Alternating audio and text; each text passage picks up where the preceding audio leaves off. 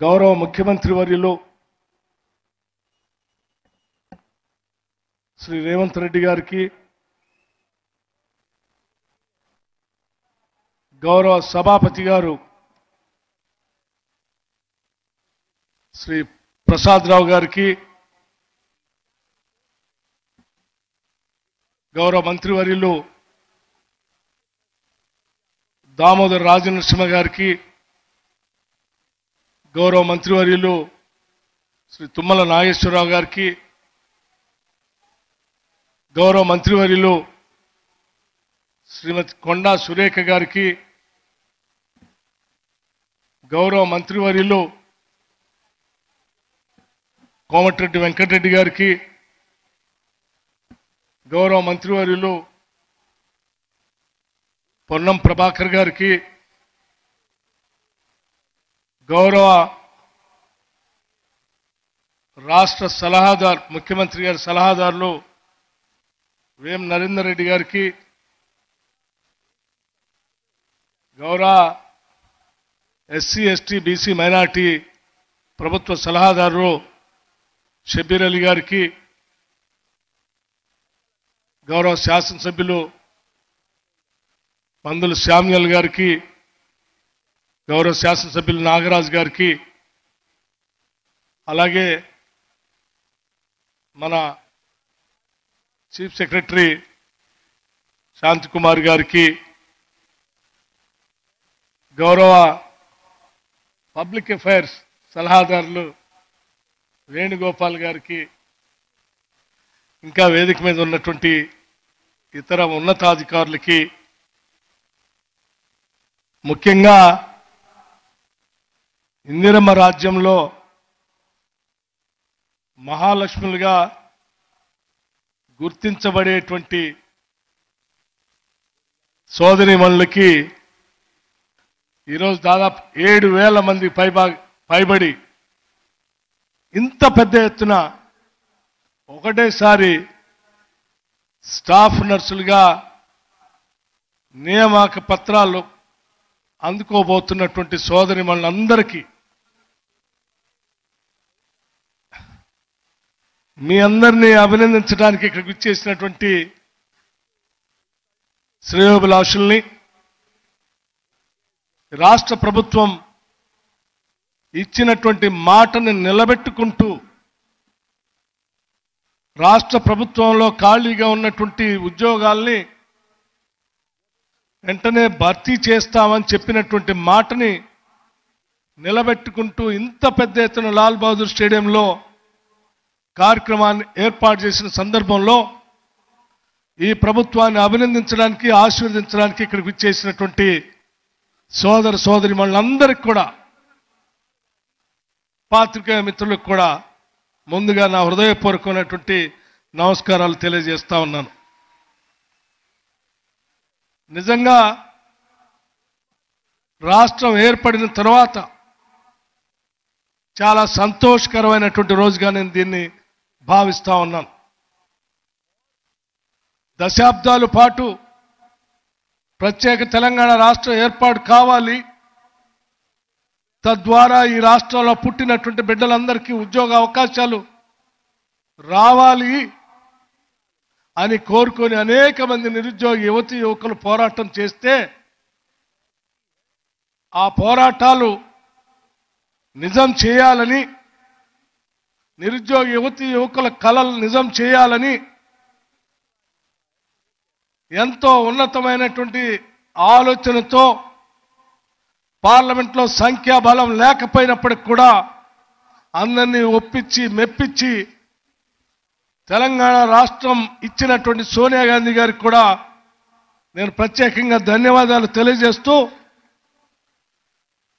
మీ అందరి కలలు నిజం చేయటం కోసం ఇంత పెద్ద ఎత్తున ఒకటేసారి దాదాపు 7,000 మంది స్టాఫ్ నర్సులకి ఒకటేసారి ఇంత పెద్ద ఎత్తున ఒక దగ్గర చేర్చి ఉద్యోగాలు ఇవ్వటం అనేది నిజంగా చాలా సంతోషకరమైనటువంటి రోజు.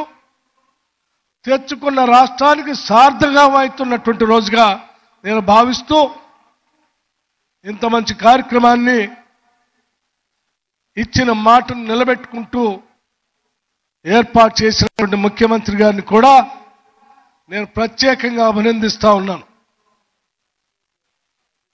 నిజమే, ఈ రాష్ట్రమే నిరుద్యోగ యువతి యువకుల యొక్క కలల సాకారం.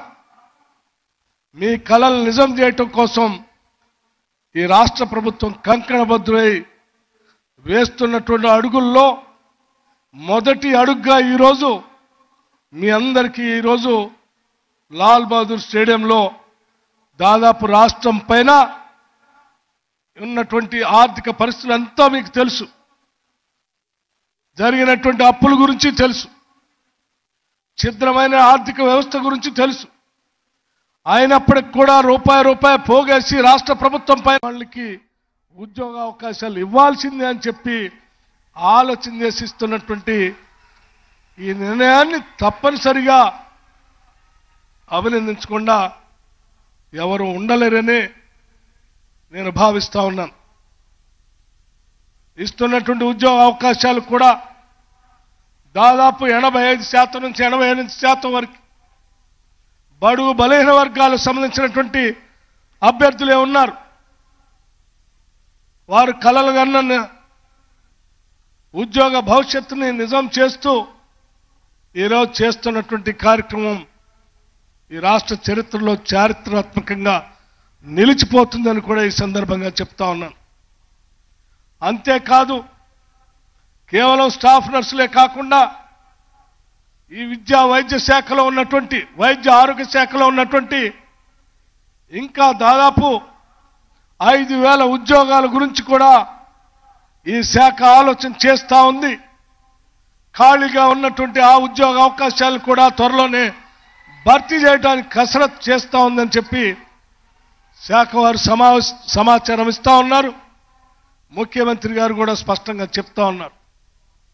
అంటే కాంగ్రెస్ పార్టీ అంటే ఇచ్చిన మాట నిలబెట్టుకుంటుందని, ఇందిరమ్మ రాజ్యం అంటే పేద బడుగు బలహీన వర్గాలకి వారి జీవితాన్ని బతకడానికి కావాల్సిన ఉద్యోగ వ్యవస్థ పట్ల అనేక కార్యక్రమాలని ఏర్పాటు చేస్తుందని చెప్పడానికి ఇంతకంటే ఉదాహరణ ఏది అవసరం లేదని నేను భావిస్తా ఉన్నాను.